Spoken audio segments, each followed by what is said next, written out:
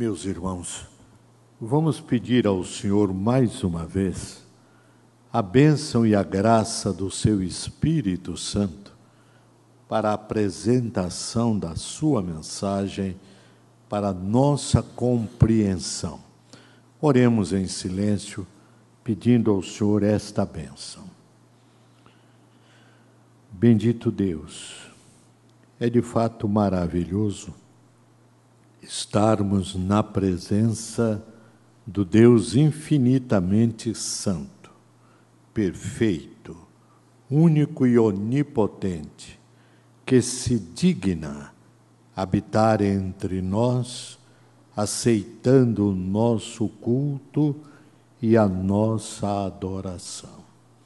Agora, Pai, queremos pensar um pouco mais sobre os ensinos benfazejos da Tua Palavra. Por isso te rogamos que no poder do Teu Espírito Santo nos fales ao coração. Fala, Deus, meu Senhor. Toca-nos com o fogo do altar. Fala, Deus, meu Senhor. Eis-nos prontos ao Teu mandar, em nome e para a glória de Jesus. Amém. Queridos irmãos e diletos amigos visitantes, Jesus Cristo é muito mais do que uma lembrança de alguém que viveu no passado. Jesus é uma presença real, presença sensível, presença abençoadora. Daí porque o tema da nossa mensagem nesta hora, a presença benfazeja, benfeitora de Jesus. Betânia é uma aldeia, naquela época era uma aldeia pequena, humilde, relativamente pobre, distava de Jerusalém poucos quilômetros. E naquela aldeia vivia uma família constituída de apenas 3 pessoas. 3 irmãos, um homem e 2 mulheres. Era Lázaro, Marta e Maria. Entretanto, aquele lar pequeno, em sua expressão numérica, era um lugar preferido por Jesus. Em suas andanças, ele sempre parava ali. E aquela pequena família o recebia com muita alegria e com muita dedicação. Certa vez, porém, Jesus estava longe de Betânia. E naquela ocasião, esta pequena família foi golpeada por uma dor muito grande, muito profunda. O homem da família, Lázaro, adoecera gravemente. Esgotados todos os recursos médicos, as 2 irmãs mandaram um portador procurar Jesus, levando-lhe a mensagem: Senhor, está enfermo aquele a quem tu amas. E a Bíblia diz que o Senhor se demorou um pouco mais naquele lugar longe onde estava. E depois de alguns dias, Jesus veio a Betânia. Lázaro, porém, já havia morrido há 4 dias, quando Jesus vem. Marta, sabendo que o Senhor estava entrando na vila de Betânia, saiu ao seu encontro. E lá então, ao saudá-lo, lhe disse: Senhor, se tu estiveras aqui, se tivesses atendido ao meu apelo, ao nosso apelo, meu irmão não teria morrido.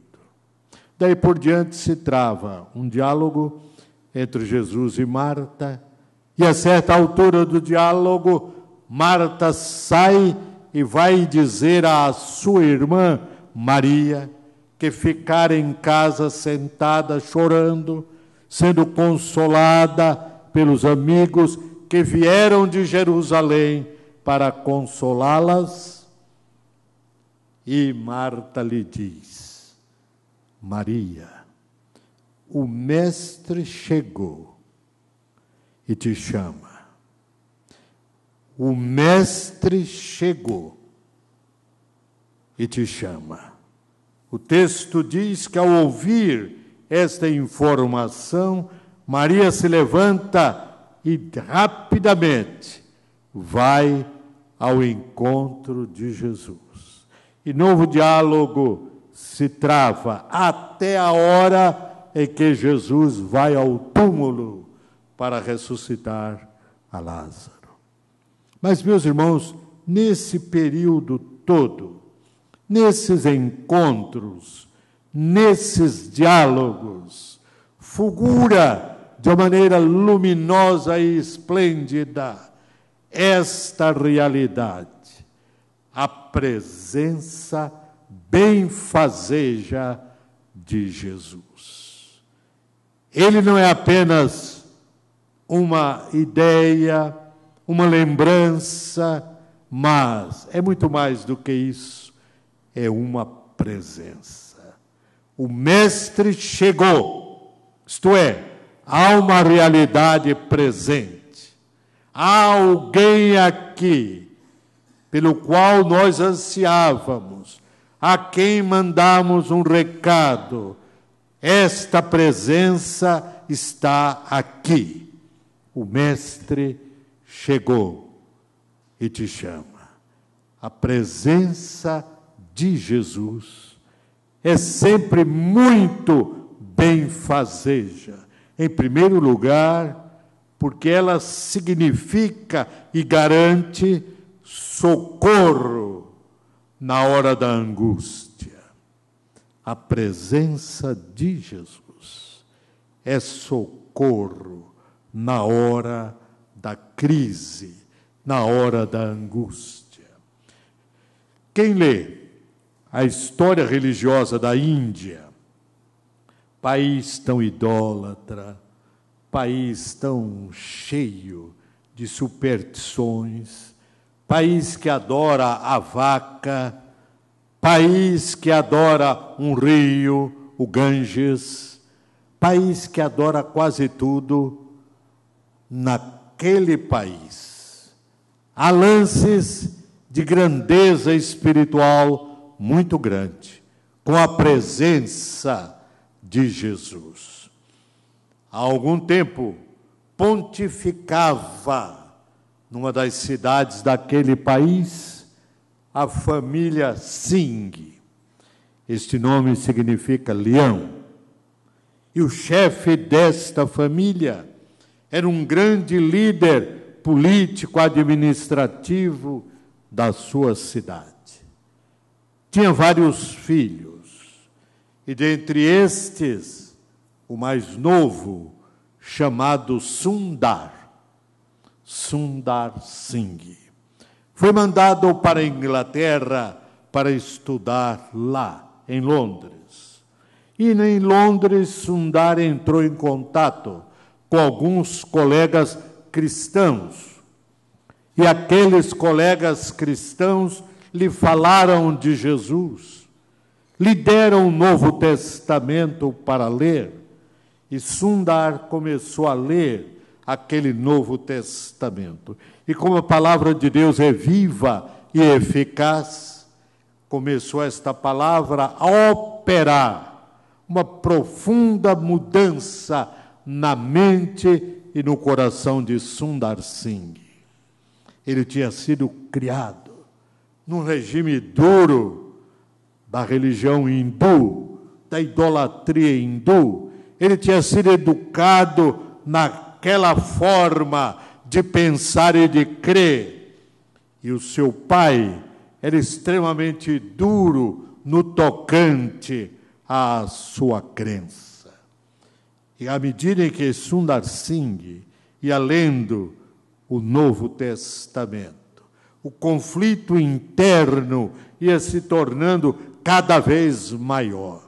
Ele agora já não sabia se devia continuar nos princípios da sua religião familiar, do seu povo, ou se aderia, se aceitava a realidade bíblica neotestamentária de Jesus, como era apresentado. E à medida que Sundar Singh ia lendo o Novo Testamento, comparando com os princípios da sua religião, ele ia entrando num conflito cada vez maior. E aquele conflito atingiu proporções tão grandes que o levou ao desespero. Desesperado, encurralado entre as duas possibilidades, ele começou a clamar. Mas o conflito era muito forte. Então Sundar Singh resolveu suicidar-se. O desespero se tornou tão grande que ele resolveu suicidar-se. Naquela noite que ele leu o Novo Testamento, dizia ele pela última vez, ele disse: se Jesus não fizer alguma coisa por mim hoje, amanhã, às 4h, quando passará o trem daqui da cidade, e a cidade era cortada por uma via férrea, eu vou me jogar embaixo do trem, amanhã, às 4h.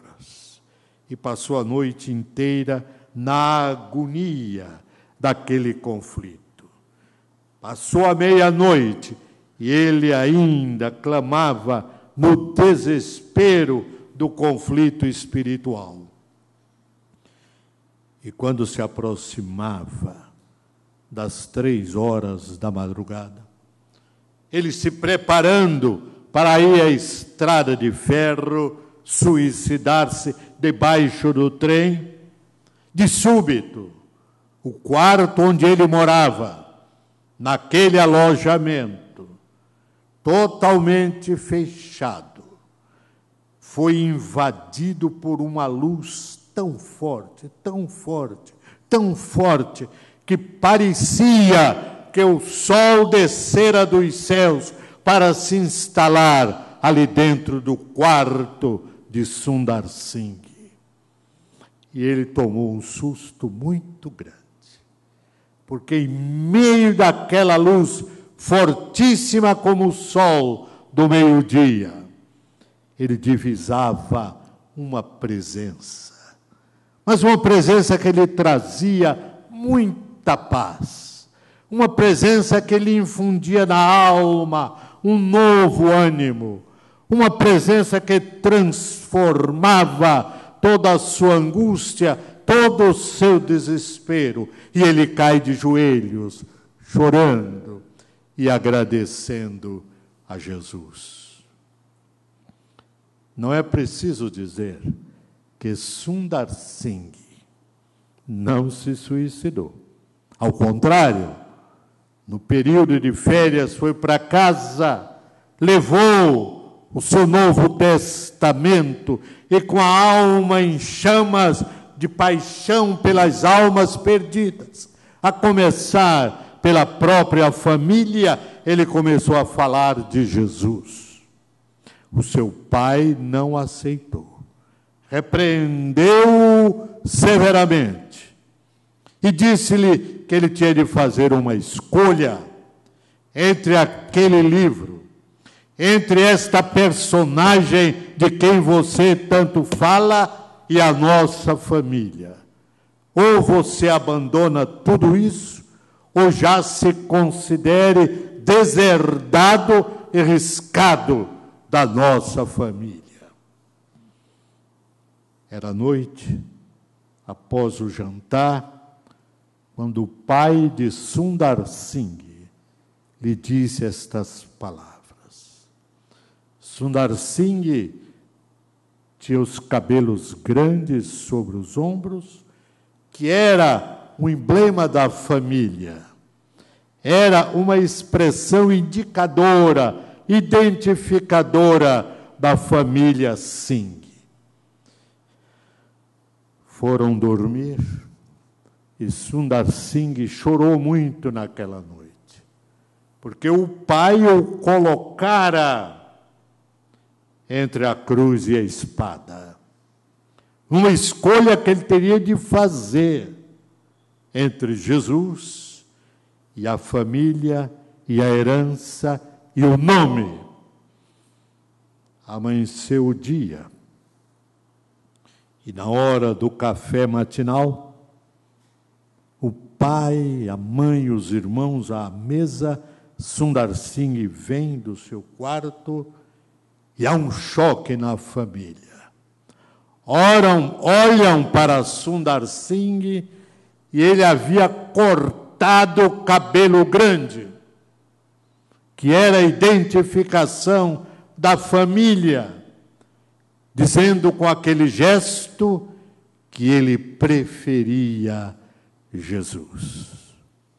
Dali por diante, Sundar Singh anda pelo norte da Índia até o Nepal, morre anos depois, numa caminhada admirável, levando aos indianos a mensagem de esperança que há em Cristo Jesus. Mas nunca mais o seu coração foi assaltado pelo drama da dúvida, da angústia, da crise, do desespero, porque a partir daquele dia, daquela noite, em que Jesus se fez presença real na vida de Sundar Singh, ele nunca mais teve aquela crise, porque Jesus foi para ele, sempre, em todos os dias da sua vida, socorro presente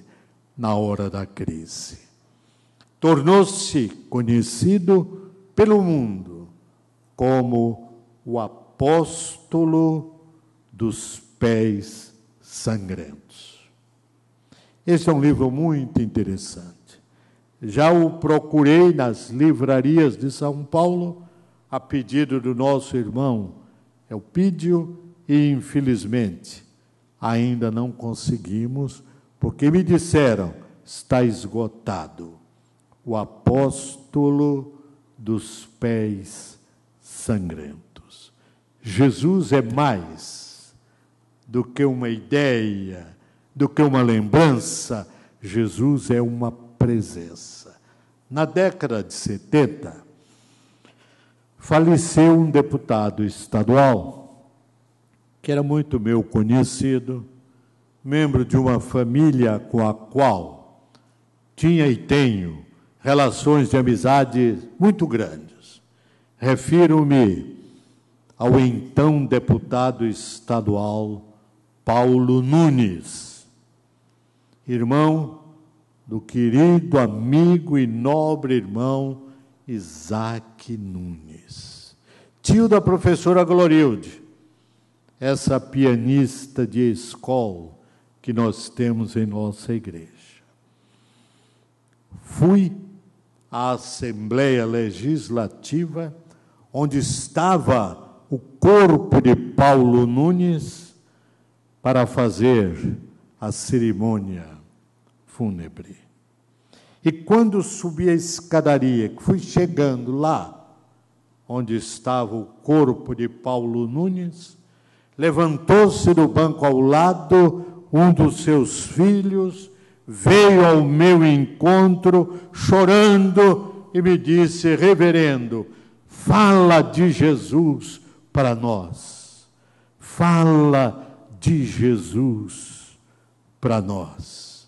Na hora da crise, de crepe de mortalha, da dor e da perda, Jesus é uma necessidade, é uma presença que ajuda, que socorre, que consola no momento da crise. Foi assim com essas duas irmãs.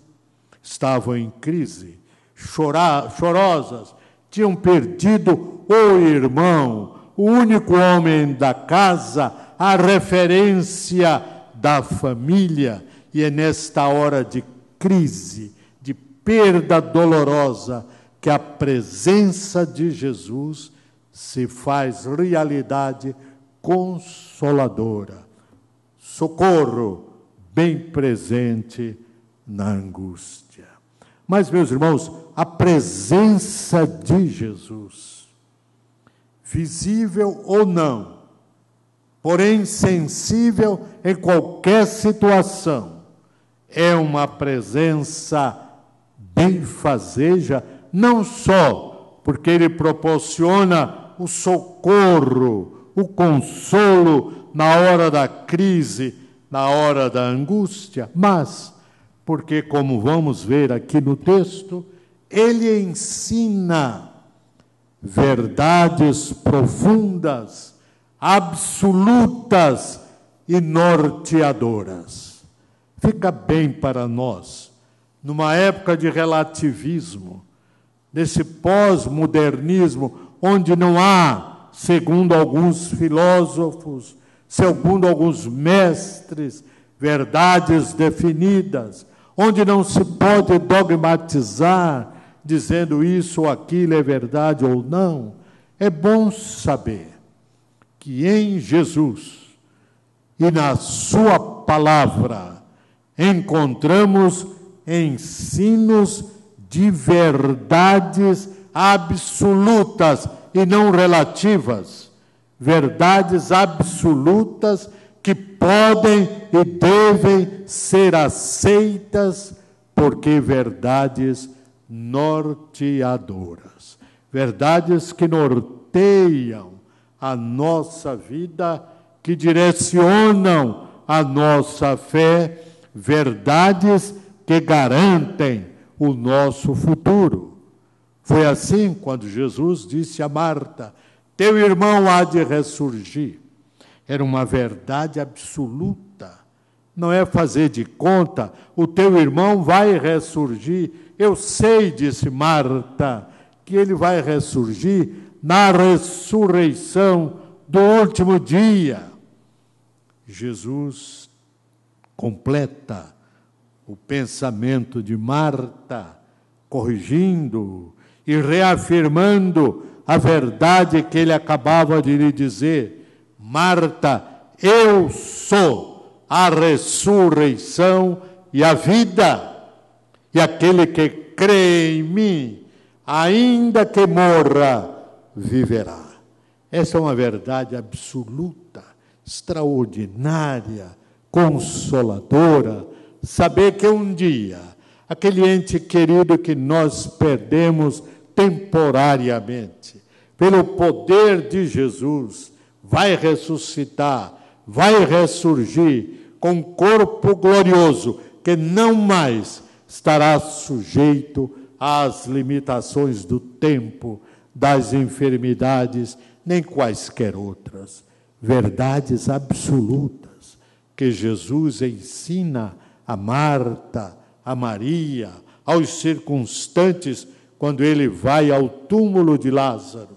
São verdades que norteiam a nossa fé e garantem o nosso futuro. A presença de Jesus é benfazeja também, porque ele opera transformações admiráveis. Esta presença, quando notada, quando percebida, atuante, opera transformações extraordinárias, a nível pessoal e a nível coletivo também. A presença de Jesus tem o poder de operar transformações. Em Maceió, a bela capital das Alagoas, havia há alguns anos uma família muito distinta, muito rica, muito conceituada, que infelizmente era marcada por uma tristeza constante. Um dos filhos daquela família, um jovem, já casado, tornou-se alcoólatra, ébrio. Ele se deita ali. As pessoas saíram, afastaram-se, e ele se deitou e dormiu naquele banco o culto inteiro. Mas, no final do culto, quando o pregador encerrava a mensagem e a igreja cantava um hino, e o pregador fazia um apelo para qualquer pessoa ali presente que quisesse entregar a sua vida a Jesus, o seu presente e o seu futuro a Jesus, que saísse do seu lugar e viesse aqui à frente, porque ele ia orar por esta pessoa. Neste momento, o ébrio adormecido acorda, não tinha ouvido, não, apenas estava ouvindo agora esse convite. E entendendo a mensagem do convite, ele se levanta e caminha na direção do púlpito. O diácono o ajuda e o traz. Outras pessoas também vêm e ao lado dele se posicionam. O pregador ora por todos eles.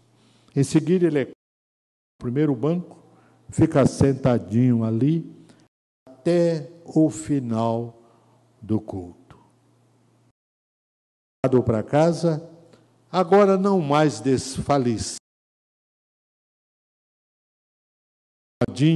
assentado no carro que o levou à casa dos seus pais. E aquela noite, foi a noite daquele moço, porque ele teve uma experiência real com a presença abençoadora de Jesus. Nunca mais bebeu. Tornou-se membro benfazeja de Jesus. Opera transformações extraordinárias, porque ele dá vida ao morto. Foi assim que ele fez com Lázaro.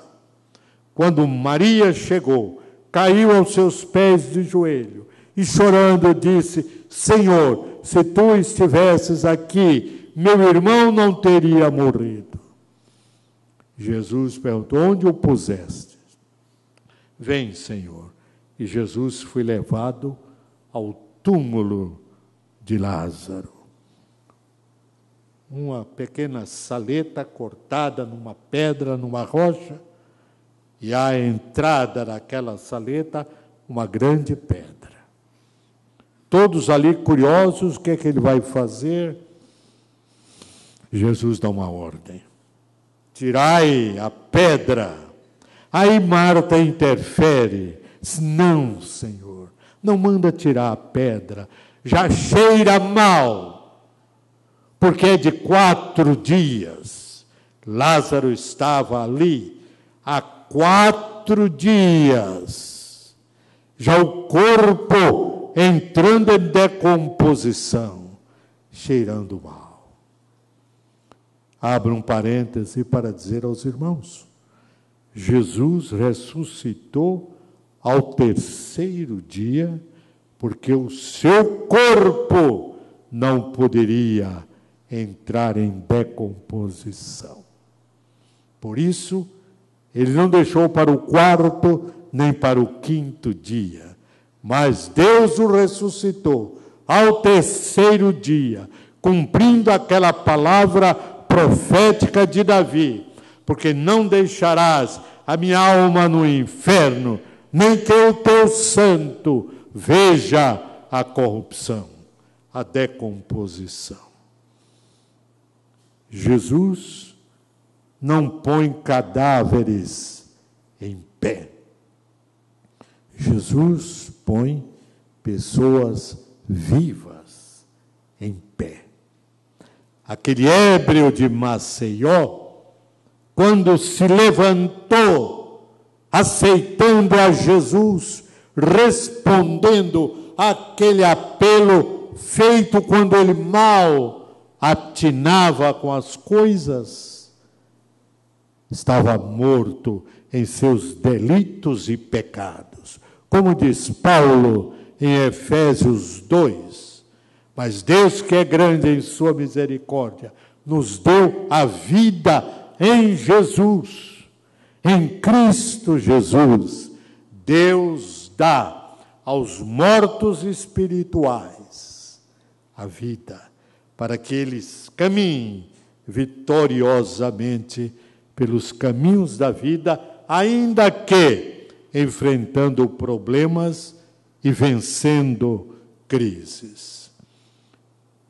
Plutarco, o grande historiador grego, nos conta a experiência de um louco que, andando por uma estrada, encontrou um homem caído, morto, um cadáver. E Plutarco diz que aquele louco pegou aquele cadáver, colocou em pé para ver se ele ficava firme ali. Soltou e o cadáver caiu.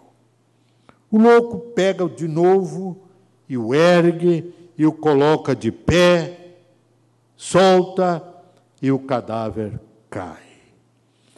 Plutarco diz que aquele louco não levantou mais o cadáver. Parou junto, saculejou e disse: certamente falta alguma coisa aí dentro.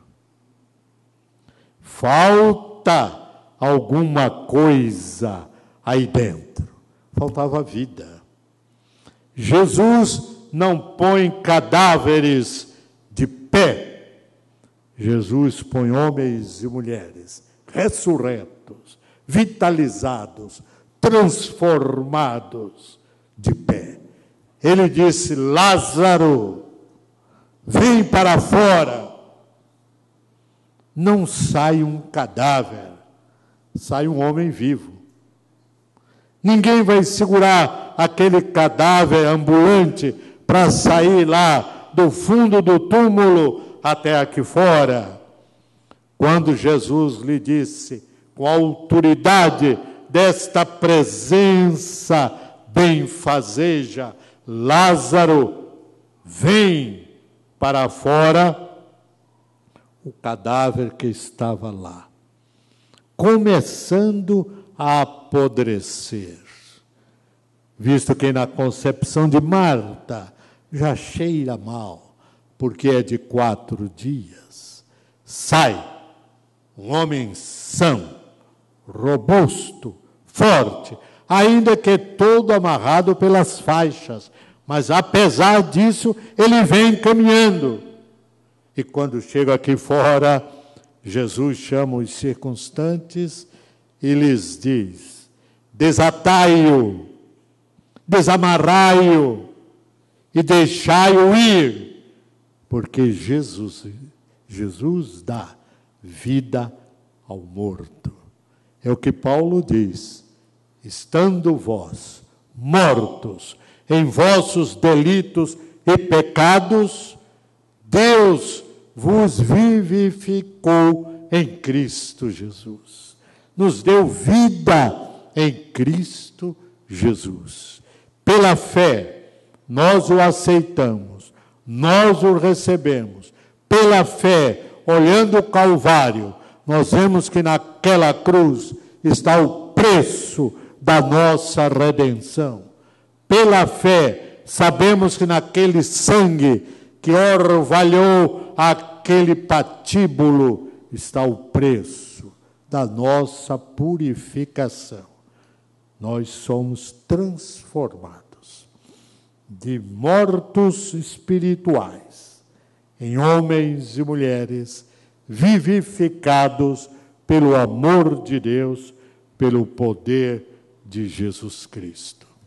A presença de Jesus opera transformações extraordinárias.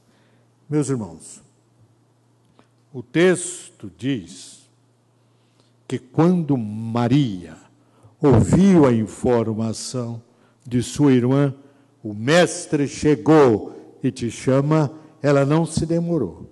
Imediatamente se levantou e foi ter com Jesus. E a partir daí se inicia o processo de ressurreição de Lázaro. Que belo exemplo para nós.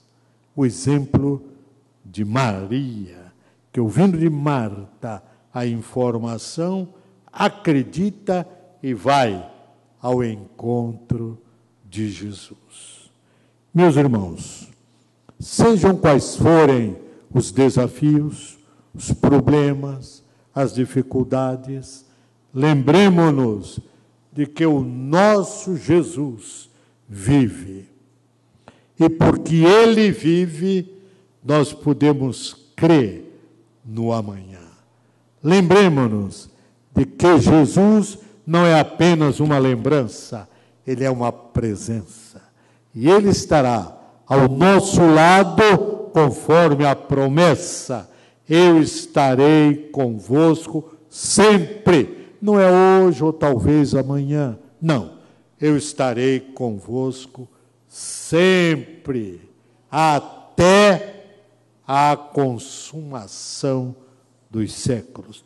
Acreditemos nisso, porque a presença de Jesus enche o coração de luz. Muito preciosa fica e também mais rica esta vida com Jesus. Que Ele nos abençoe.